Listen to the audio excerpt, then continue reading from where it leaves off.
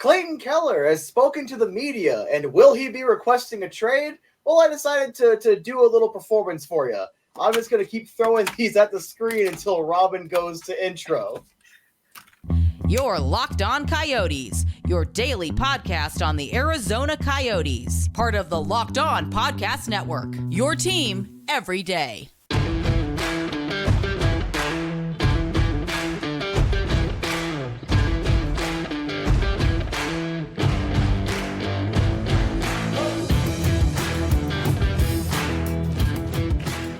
Welcome to the show, everybody. This is Locked On Coyotes, your number one daily podcast on the Arizona Coyotes.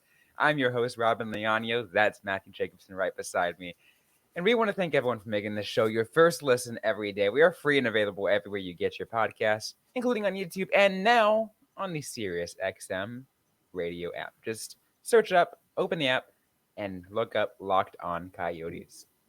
Can I just put a side note? I don't know if I ever told this story. I literally almost bought SiriusXM stock like right when I was joining, and then because I joined, I felt like I couldn't buy SiriusXM stock because it felt weird. It feels like I'm breaking a rule or something. Yeah, I mean it's separate. It's separate. Yeah. But that is a fun story. Love that. Love that. We got a great episode for you in today's episode, though. We got a lot to get to. The weekend was pretty packed, Matthew, of Coyotes news, of things that are pretty fun, pretty good for the Coyotes, I guess. They're moving to Houston, right? Or Saskatoon or Tallahassee. I'll take Tallahassee. No, it's Kansas City. It's Kansas. Oh, you're right. Kansas City Coyotes.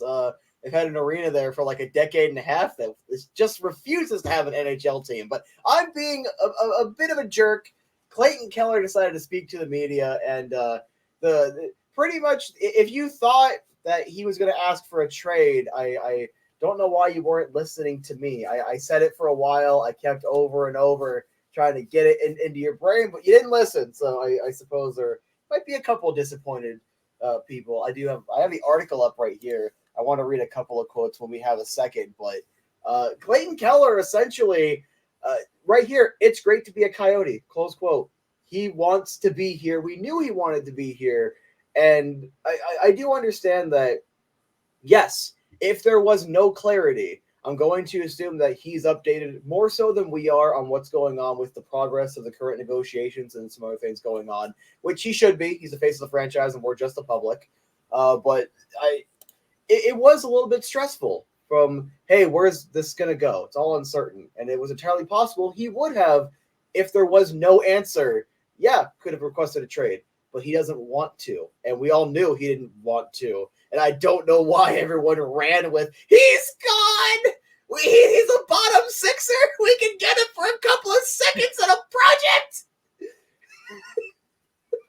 project! Anytime I've seen trade proposals in the last week, I'm just like, it says who says no. I'm like, the Coyotes 100 times out of 100 are gonna say no to that freaking trade. Let me ask you this, all right?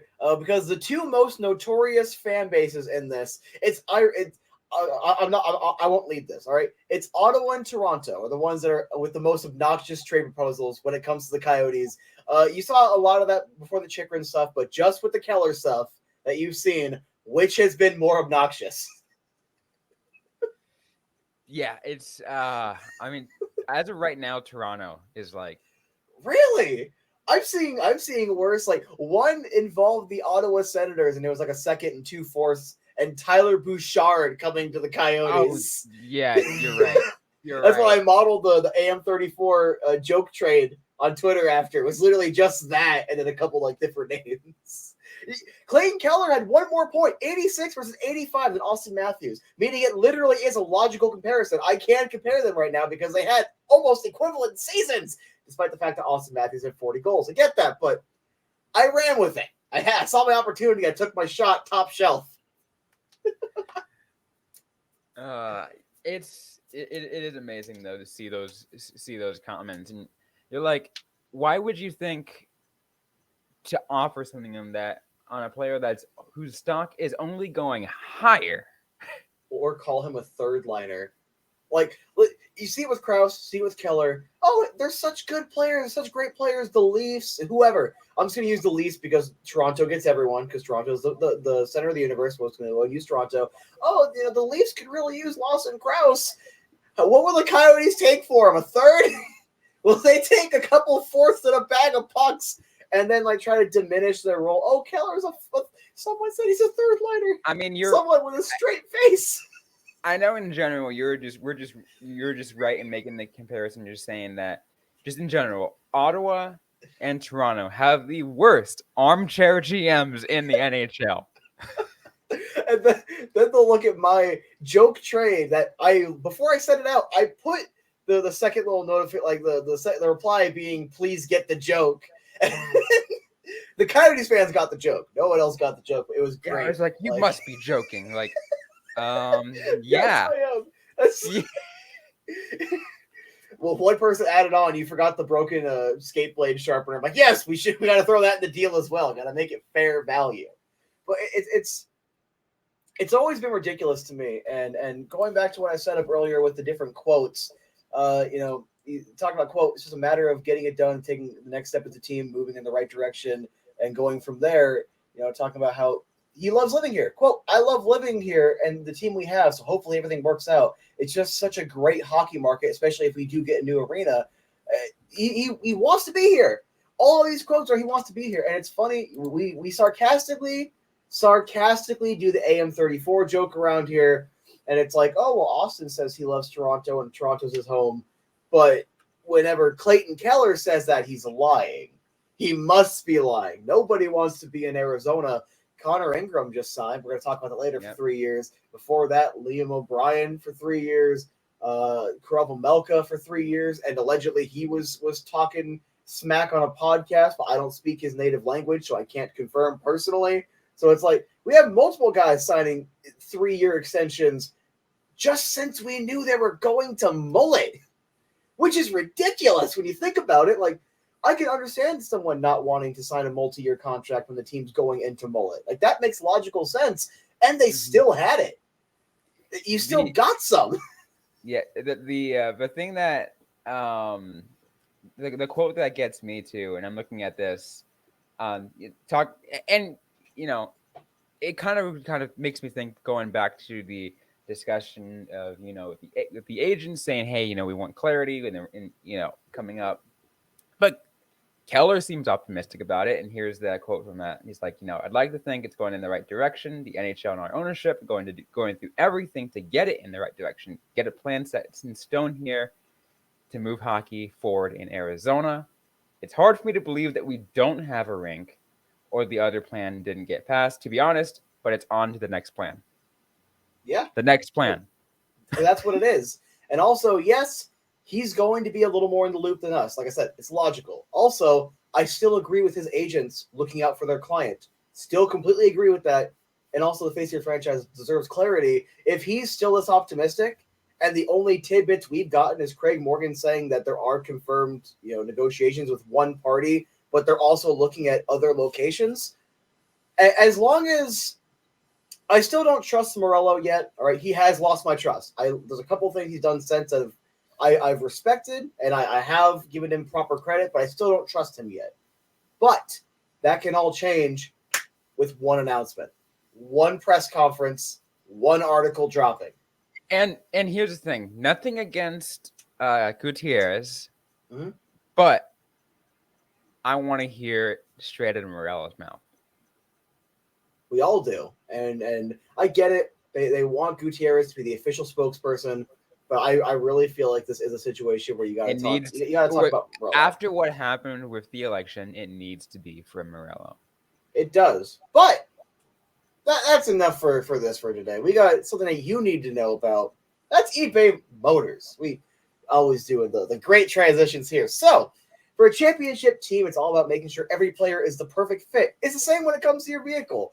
Every part needs to fit just right, so next time you need parts and accessories, head to eBay Motors. With eBay Guarantee Fit, you can be sure every part fits right the first time around. Just add your ride to My Garage, look for the green check to know it will fit, or your money back, because just like in sports, confidence is the name of the game. And when you shop eBay Motors, and with over 120 million parts to choose from, you'll be back in the game in no time. After all, it's easy to bring home the win when the right parts are guaranteed. Get the right parts, right fit, and the right prices on ebaymotors.com. Let's ride! eBay Guarantee Fit, available for U.S. customers only, eligible items only, exclusions apply. Well, I want to thank everyone once again for making this show your first listen every day. We're freely available everywhere you get your podcast. I also want to give a shout out to everyone on the Lockdown NHL Network. We're putting in a lot of work upcoming this week as we all get ready for the 2023 NHL entry draft. All shows within the Lockdown NHL Network will be providing coverage either live or otherwise as we lead up to draft date. Even ourselves, we're going to be doing as much coverage as we can leading up to that. But we got more to get to. We decided if we're doing live coverage or not. I don't know. We'll figure that part out. We'll discuss that off. But what we don't need to discuss, what we do need to discuss, what we don't need to figure out is a Sean Durzi trade. Jonathan Durzi is now an Arizona Coyote, and I want it on record. He's on my team in NHL 23 GM. I knew that there was a very good value getting there, but I wanted to bring up his stats real quick. It's for a 2024 second-round pick via Montreal, so we do know what that selection will be. And by the way, that trade treat for Christian Dvorak. Yep, there we go.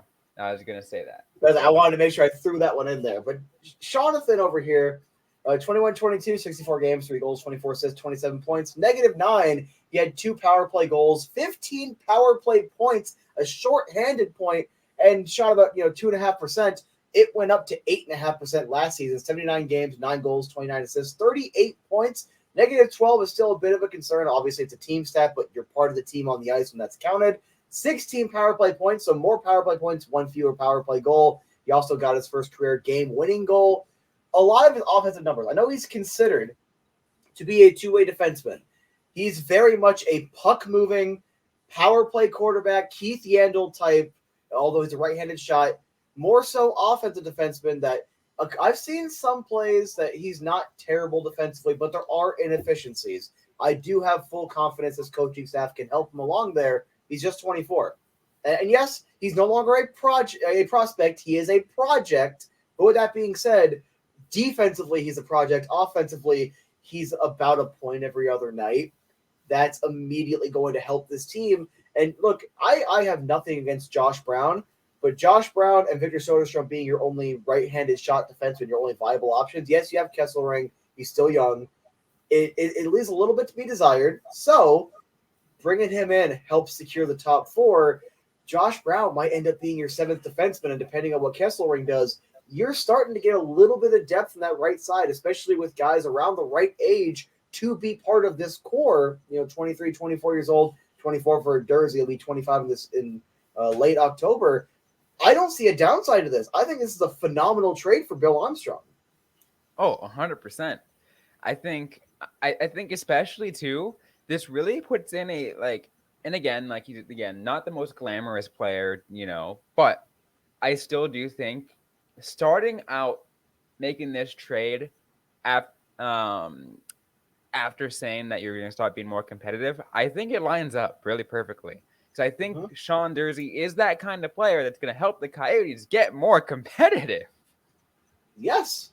And also that you need that power play quarterback. I loved Soderstrom's first couple of games a couple of years ago. His mindset of, I would just shoot the puck. And he was doing that for those first couple of games. It dried up.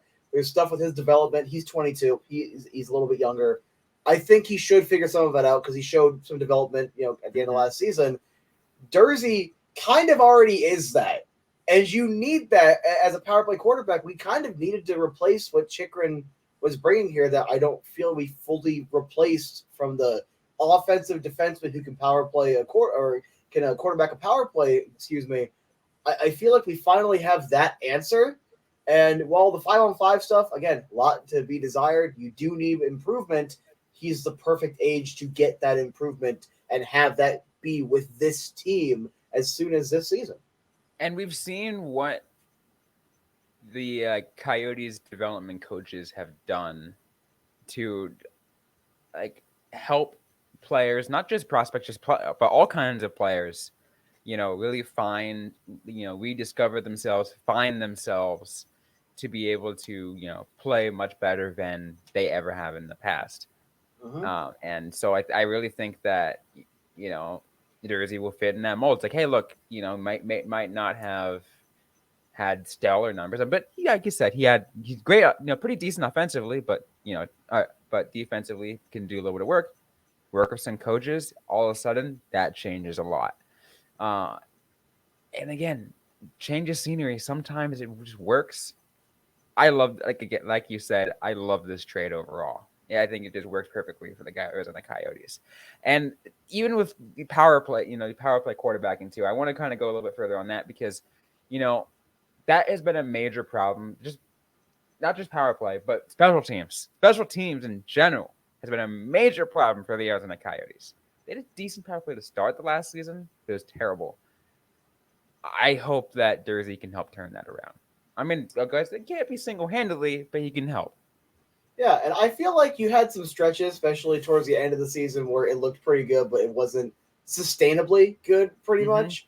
But with Durzi, I feel like that's an immediate upgrade right there. And he's not just going to be top four, likely. He will not likely just be top four. He's probably top pair on this team. That doesn't mean that he'll always be a top pair. He's this amazing guy. It's always going to be your top pair defenseman. But I think immediately he probably is because of Josh Brown, veteran presence, Michael Kesselring, young kid, Victor Soderstrom, young kid, who is more equipped to jump right into that because you also want to have someone that's going to be offensively good as well, playing the top pair of minutes. I think it's going to be either him and Valimaki or him and Moser. And Moser is already really good puck moving. That could be a good combination. Because imagine a couple of plays where they go, Moser's over here, Durzi's right here. They just slide around and nice one-timer shot from the point. I can imagine a couple of nice plays. There's going to be a couple of he's so good offensively. I know it's just clips and isolation, highlights the Coyotes showed, but he has such good awareness offensively that I can't wait to see some of the stuff they might come up with. Doesn't mean it's going to be amazing, but it might be. It'd be amazing to see, I think if those two defensemen that you just mentioned, and even added Valimaki, maybe, just maybe, the Coyotes can hopefully not do as what a lot of other teams love to do, than dump and chase hockey. It works. It works I hate it though. Sometimes, but I hate it. I hate dump and chase hockey. You have to be young enough to do it, but also smart enough. It's a weird. I know it's old school.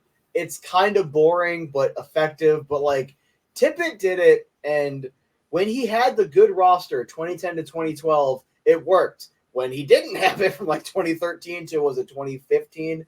Was his last season or 2016 was the last season? It didn't. It was just awful to watch. Yeah, no, you need the athletic ability players to be able to execute it, but they won't have to if you have the blue line that can properly execute everything. You already have the zone entry god in Nick Schmaltz, but if Durzi, and don't get me wrong, I didn't see a whole lot of it from the highlight stuff, and I don't think the advanced numbers show his zone entry percentage being all that great.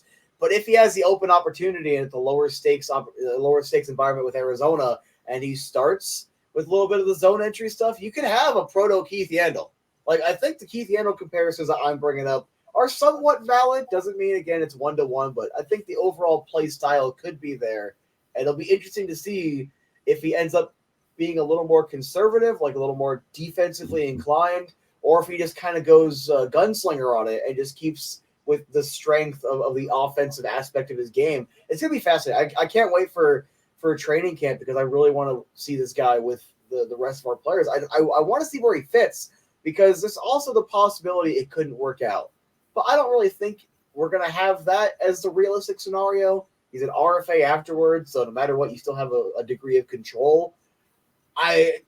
You traded one of your 4 second-round picks, and you got an NHL-ready top 4 defenseman. You're telling me right now a second-round pick for a top 4 defenseman isn't a steal in any context?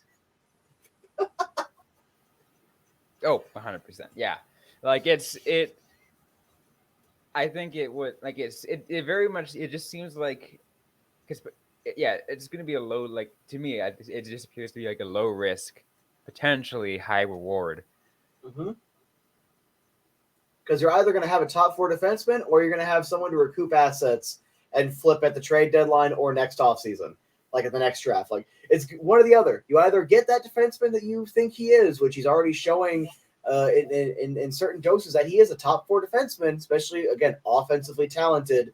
You do have to work on the defense. I want to make sure I'm not getting too ahead of myself. I'm kind of bringing that one home because there's going to be some things to work on. But you either get that or you get some extra assets and you just flip them around a little bit. Absolutely.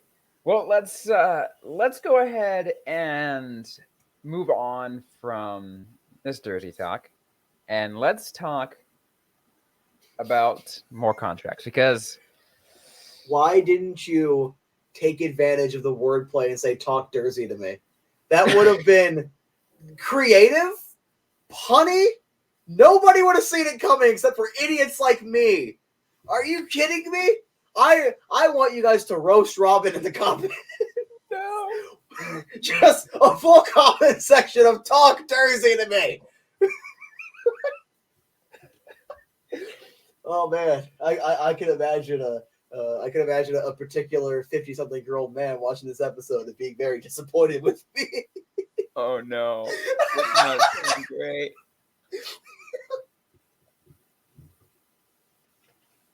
Anyway, Oh, Connor Ingram. All right, let's move on.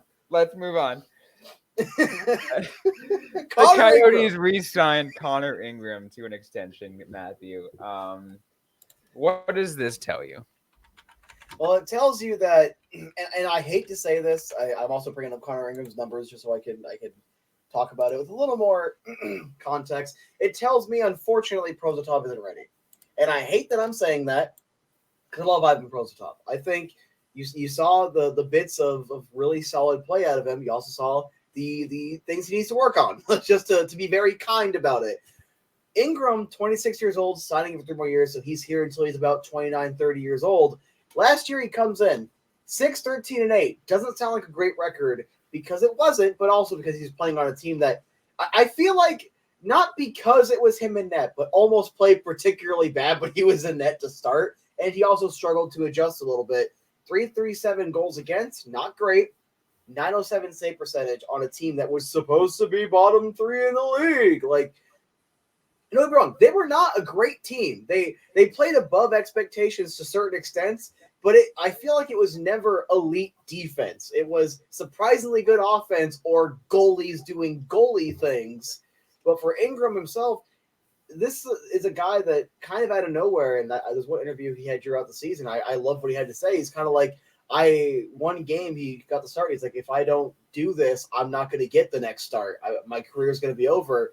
And something just clicked in this kid, and fairly younger than me, but something just clicked in him, and he's been exactly what the team needs. He acts as a buffer. 1.9 million, great contract, by the way. That is a great value for a good, solid NHL backup goaltender that can play fringe starting stuff. If something ever happens with Melka, he acts as a natural buffer between rushing Prosvetov and the NHL. But if you decide, let's say, middle of the season, you think Prozy's ready, you can trade Vejmelka and keep Ingram, or trade Ingram's phenomenal contract to give Prosy the shot. This gives the Coyotes versatility. It gives them the ability to make changes they need to. It gives them the ability to not stress about their young goaltenders in the system. This is a great contract in every context. I can't think of a negative about this. And, let's just say he sucks next year. He has a 802 save percentage. Bad goalie. Okay, you got 2 years left, and that's a contract you could probably move because they're going to look at his save percentage last year and be like, we can fix him. Oh, yeah. I love it. I like it. As someone who made fun of the waiver claim because, wasn't that the guy the Coyotes came back against the Nashville Predators last game in Glendale and kind of, made a joke about that, I'm happy with this. Let's do it. I mean, especially too, you want to be able to comfortably have someone who can be, who can work in a great tandem, right? Mm-hmm. And I feel like if you're always questioning who the 1B is, then there's never going to be a true 1B. Like it's going to create a problem in the sense that it's just like the de facto 1A doesn't feel like he has enough competition and kind of gets a little bit lazy. Literally until they gave Prosy the call up and gave him the look, which I feel like they probably already knew had an idea what they were going to do with Ingram, depending on what Prosysov did. Up until that point, at any given point, Ingram felt like he could steal the net from Vejmelka. And the thing was, Veggie did not have a terrible year last year or anything. He had, I feel like, a few more bad stretches than the year prior, but he Didn't also have had as a few many more of those 40-plus like 50 nights. save games. Yeah, like he still like had more that of those previous ridiculous season. Oh my god! These two men are crazy. All right, while we're on the topic, it actually gives me his game logs, so I can look at this. Shots against. He faced 40 or more shots. Let's count it. 1, 2, 3, 4, 5, 6, 7, 8, 9, 10, 11, 11 times. 11 times of his 27 games played. What's the percentage on that? I don't know. I don't know what I'm doing here, but what's the percentage on that? That's just under half. That's just under half. And that's 40 plus. We're not counting 30. That's got to be at least like 17. This dude took so much abuse, and Vejmelka had a similar thing because, again, the defense was not elite last year. There were good defensemen. There were good shifts. There were good moments. There were good stretches. There were times when they made those shots low percentage, but the defense itself as a unit was not great. And the goaltending really had to step up a lot. And Adin Hill just had an amazing stretch and got allegedly $4.9 million. We got Ingram for 2 or 1.9. We can't be mad. This is a great value contract. See, this is why you're glad you don't have a goaltender locked up under contract year or goaltender on a contract year going for a Stanley Cup run. Oh my God, we're gonna trade him at the end of it to have Prosy be the full backup, or we're gonna trade Veggie and Veggie's gonna win a cup. I'm tired of former AZ goalies winning cups. Can we stop this? Because the fan base then freaks out. Oh, we should have kept him. When no, I don't think Adin Hill does this in Arizona. He had stretches. He also had really bad stretches. I feel Vegas' defense was elite. Colorado, their offense wasn't going to let that go in 22.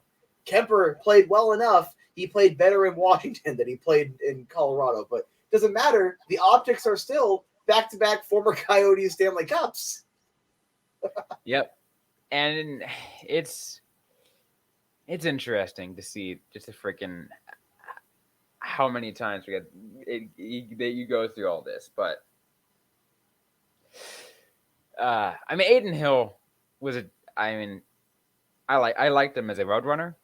Mm-hmm. I didn't see that coming. But that's a whole different thing.